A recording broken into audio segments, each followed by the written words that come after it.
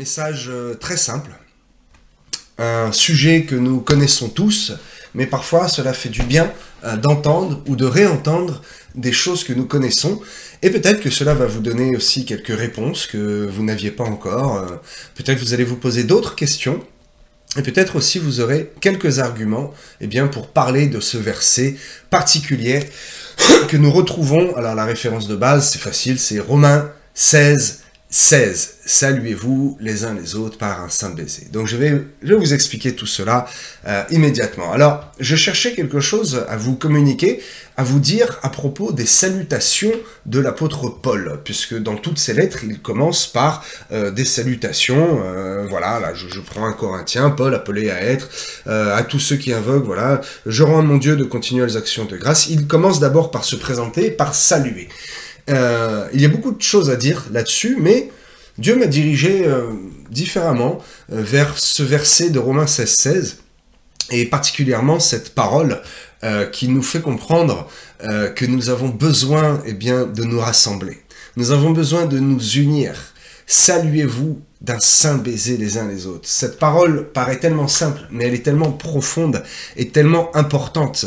Nous avons besoin aujourd'hui, plus que jamais, d'être assemblés, d'être rassemblés, de nous unir et de refuser toutes les divisions, de ne pas se disperser.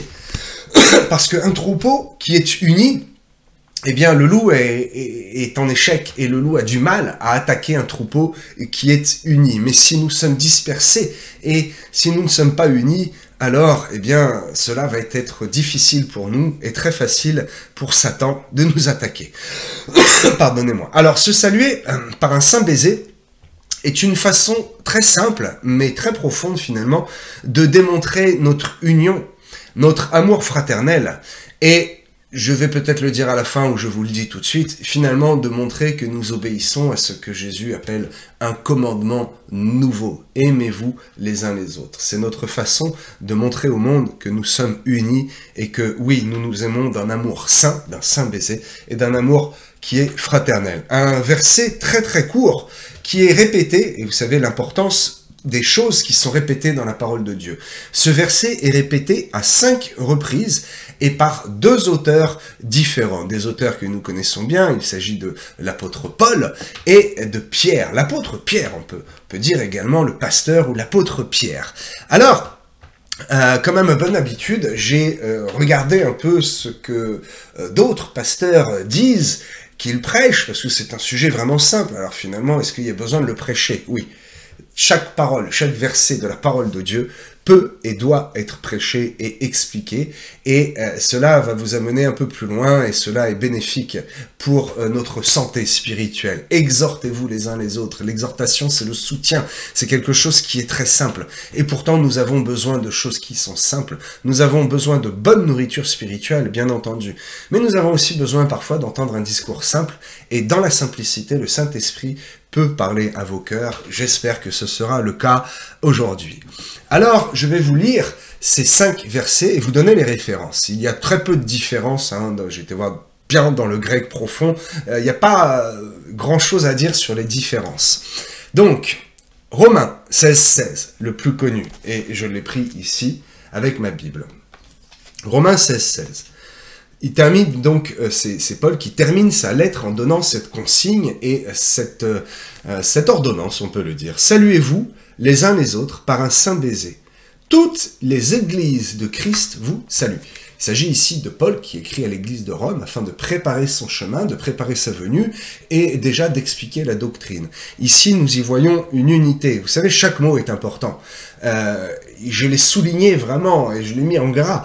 Toutes les églises de Christ vous saluent. Toutes les églises de Christ vous saluent. Nous sommes unis en Christ. Il n'est pas question de telle ou de telle église. Nous sommes toutes les églises de Christ, n'est-ce pas?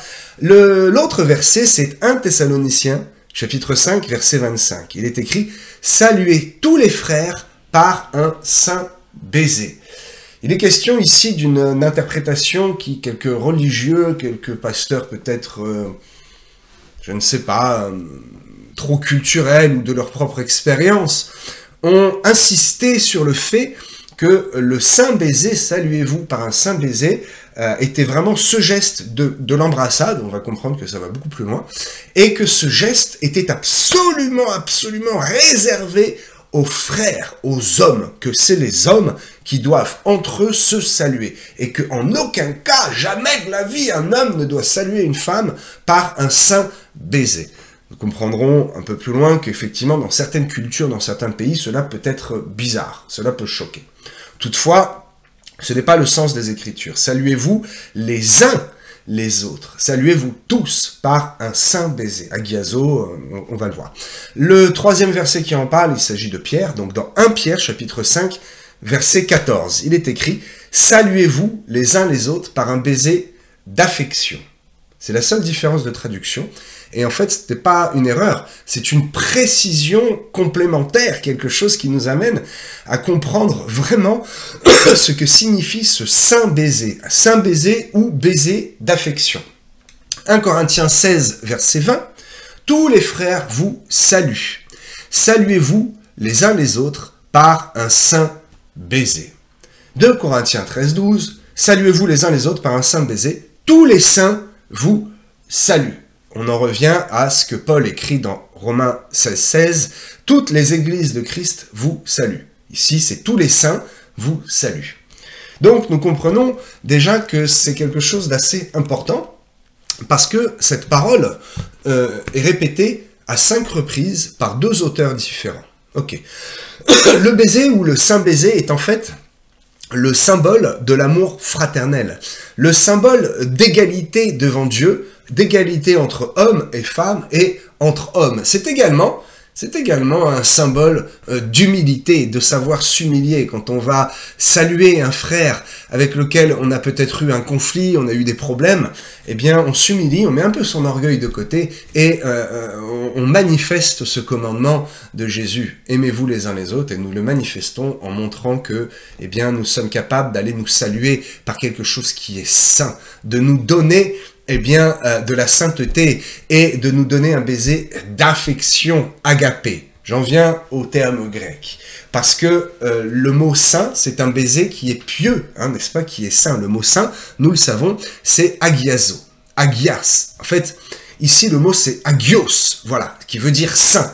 Mais agios est la contraction du mot agiazo, qui veut dire séparé, sanctifié, quelque chose, un baiser qui est séparé du baiser du monde, un baiser qui est sanctifié, un baiser qui est différent et qui est saint de celui que se donne un homme et une femme, 2 amoureux, de celui que se donnent des gens dans le monde. C'est un baiser qui est identifié, identifiable uniquement dans le corps de Christ. Et l'expression de philéma, donc, agios, philéma, c'est bien le baiser, l'embrassade, comme on l'entend. Il n'y a pas de métaphore, il n'y a pas... C'est vraiment une embrassade. C'est ce qui est conseillé par l'apôtre Paul et Pierre à cette époque-là. Je vais encore vous parler un peu plus loin de l'époque à laquelle cette ordonnance est donnée.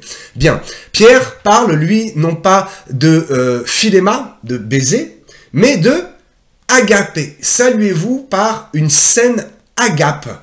Ah, et là on comprend que le baiser, eh bien, il ne faut pas s'arrêter au geste physique, et que dans notre époque aujourd'hui, c'est plutôt les écrits de Pierre qui nous parlent. On va le voir encore, je vais vous expliquer dans un instant pourquoi. Parce que ici, le terme agapé désigne en fait l'amour fraternel, un amour qui est bienveillant. Saluez-vous par un geste de bienveillance, saluez-vous dans l'amour fraternel. Voilà ce que ça veut dire réellement, ce que nous dit Pierre, 1 Pierre 5, 14. Saluez-vous les uns les autres par un baiser d'affection. Nous comprenons donc qu'il s'agit de la même chose, du même baiser, mais décliné dans une façon peut-être moins choquante pour l'époque d'aujourd'hui, ou pour aussi l'époque à laquelle se pratiquait ce baiser. Parce que autrefois, cette marque de salutation nous différencier du monde. Ce n'était pas une pratique vraiment courante, ce n'était pas dans les us et coutumes, si ce n'est chez les chrétiens. Mais dans l'époque à laquelle on vit aujourd'hui, ça n'a plus cours, parce que tout le monde se salue, on se claque la bise. Donc dans notre époque d'aujourd'hui, je pense à ça, voilà, peut-être certains sont choqués de voir des pasteurs, particulièrement les pasteurs, qui ne saluent plus d'un saint baiser, oh le sacro-saint baiser, qui ne veulent plus faire la bise, mais qui plutôt font une accolade. Mais en fait, il s'agit de la même chose, mes amis. Il s'agit de la même chose. Cette salutation, avant d'être un baiser, je vous le disais tout à l'heure, c'est d'abord une salutation agapée. C'est une marque de respect mutuel, une marque d'amour fraternel, une marque agapée qui nous montre que qui montre que les chrétiens, que l'Église est différente du monde, n'est-ce pas? Aujourd'hui, cela ne nous différencie plus du monde, je l'ai dit à peine. Tout le monde se fait la bise. Parfois une, parfois deux, parfois trois, quatre. Ça n'a même plus aucun sens. Ça n'a plus de sens doctrinal pour les chrétiens, mais c'est devenu un réflexe mondain, un réflexe social. Il faut revenir à cet premier amour, cet amour agapé et ce saint baiser agios, si vraiment vous l'avez à cœur, d'étreindre quelqu'un et de l'embrasser avec un amour fraternel, de lui montrer une marque de respect, d'amour mutuel. Et c'est aussi, je le pense, une bénédiction. Nous comprenons ici, en fait, que nous devons avoir, ce n'est pas un choix, nous devons avoir une certaine déférence les uns envers les autres. Particulièrement, spécialement dans l'Église. Les chrétiens doivent se saluer. Ce saint baiser, c'est une marque de respect, de salut, de bonjour. Tout simplement de bonjour. Tous les chrétiens ne s'entendent pas à merveille. Hein. Il y a des affinités, il y en a d'autres avec lesquelles c'est comme ça, il n'y a pas d'affinité. Mais cette pratique de se saluer avec bienveillance et avec sainteté, agios, cette pratique doit continuer d'être honorée. Peut-être un check, peut-être une accolade, peut-être une bise. En tout cas, il faut se saluer. Le début de chaque verset commence par « Saluez-vous, saluez-vous les uns les autres » par un saint baiser. Mais d'abord, saluez-vous. Comment est-ce que des chrétiens dans la même église peuvent-ils se regarder comme ça? Alors cette expression est assez rigolote, en chien de faïence, hein, méchamment, et ne pas se saluer, se toiser du regard et dire « il vient pas me dire bonjour, je viens pas lui dire bonjour, j'irai pas le premier, je ferai pas le premier pas, oups, on se dit plus bonjour, on ne se salue même plus ». Mais comment c'est possible, mes amis? Comment c'est possible? Comment voulez-vous manifester l'amour fraternel, n'est-ce pas? N'est-il pas écrit dans Colossiens, facile 3,13, aimez-vous, supportez-vous les uns les autres. Christ a dit plus tard cette même expression. Aimez-vous les uns les autres. Je vous donne un commandement. Aimez-vous les uns les autres. Supportez-vous les uns les autres. Et donc, saluez-vous les uns les autres. Ce n'est pas un hasard si cette expression des uns et des autres est reprise à chaque fois dans le Nouveau Testament, n'est-ce pas?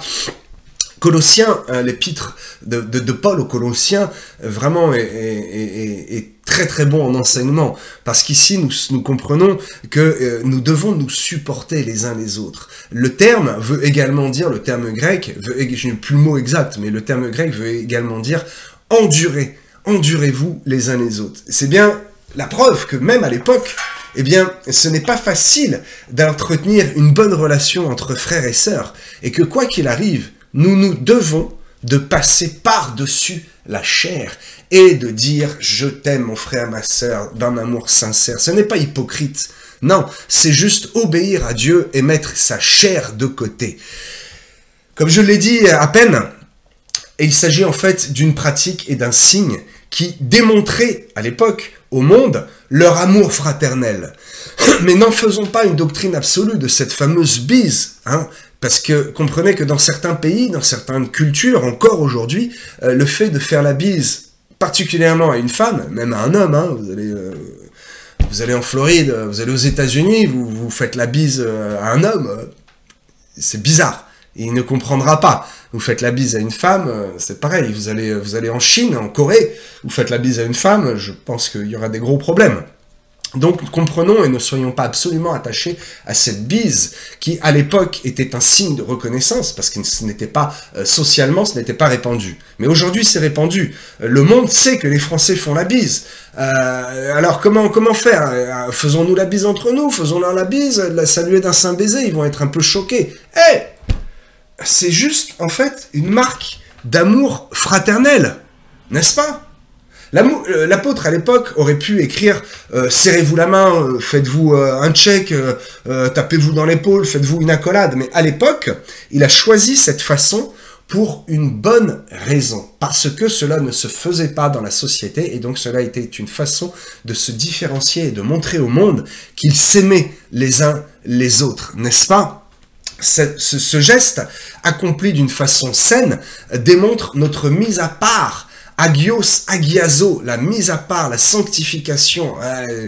En français, on peut pas expliquer que le mot baiser, faire un baiser, faire une bise, est en relation avec le mot se mettre à part, se sanctifier. Et pourtant, dans le grec, c'est le cas. Encore une fois, il n'y a pas de hasard. Le fait eh bien, de manifester une salutation fraternelle, agapé, eh bien, montre au monde, encore aujourd'hui, que nous sommes eh bien, des chrétiens, que nous sommes capables de passer par-dessus les problèmes de la chair et que nous obéissons eh bien, à l'ordonnance de Jésus qui lui-même nous a dit « Aimez-vous les uns les autres, comme je vous ai aimé », n'est-ce pas? C'est un commandement nouveau, nous devons le faire.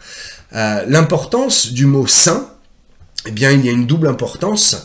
C'est tout simplement parce qu'il ne faut pas confondre le baiser charnel, n'est-ce pas, du baiser fraternel, ou de l'accolade, ou, je reprends peut-être le verset qui finalement nous parle le plus aujourd'hui, 1 Pierre, qui nous parle d'une salutation agapée, n'est-ce pas, d'une salutation, d'un amour fraternel.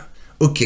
Et d'un autre côté, eh bien, ce baiser, ce saint baiser, montre une démarcation et une différence avec le fameux baiser de Judas qui a livré Jésus de cette façon-là. Satan a utilisé cette façon eh bien, pour souiller ce saint baiser, mais les apôtres le remettent en route et sanctifient cette façon de démontrer un amour saint dans le corps de Christ, n'est-ce pas? J'espère que je m'exprime correctement et que vous comprenez où je veux en venir. Je ne veux pas aller trop loin en profondeur, mais c'est un verset qui nous parle finalement beaucoup plus en profondeur que ce que l'on peut croire, n'est-ce pas?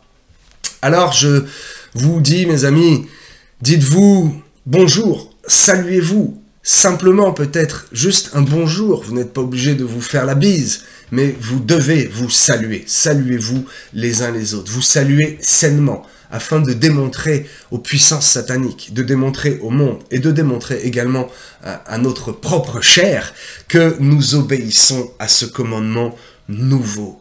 Aimez-vous les uns les autres. Et mes amis, c'est ainsi que je terminerai de la manière la plus simple possible cette prédication ou cette exhortation, appelez ça comme vous voulez, sur ce verset de Romains 16, 16. Je vous salue donc d'un saint baiser, mais cette fois en distanciel. Soyez grandement bénis et n'oubliez pas que nous devons nous aimer les uns les autres et que comment le faire, comment montrer au monde que nous le faisons par un saint baiser, par une saine accolade et par une union. Restons unis, mes amis, dans les temps qui courent et dans ces épreuves que nous vivons en ce moment, l'Église doit rester unie. Je vous aime d'un amour saint agiazo et je vous salue dans le nom précieux de Jésus-Christ. À très bientôt sur ce même canal Facebook, cette même chaîne YouTube. Soyez bénis, c'était le pasteur Jean-Charles Vindini.